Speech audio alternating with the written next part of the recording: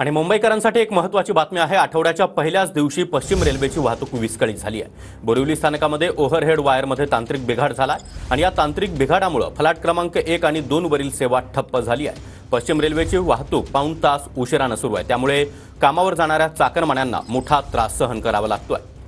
या संदर्भात अधिक माहिती देण्यासाठी आमचे प्रतिनिधी अक्षय मंकणी सध्या आपल्या सोबत आहेत। अक्षय, पश्चिम रेल्वेवर वाहतूक धीम्या गतीने सुरू आहे, चाकरमान्यांना मोठ्या त्रासाला सामोरं जावं लागतंय।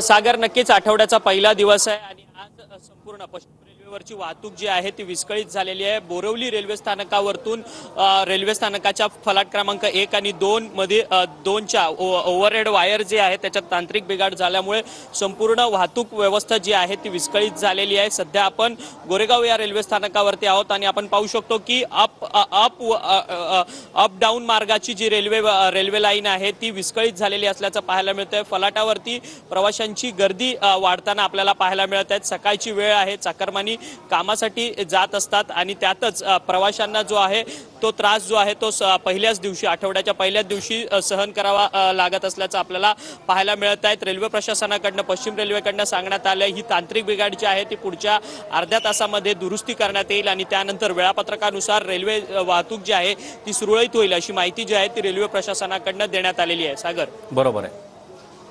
नक्कीच अक्षय, धन्यवाद या सविस्तर माहितीसाठी।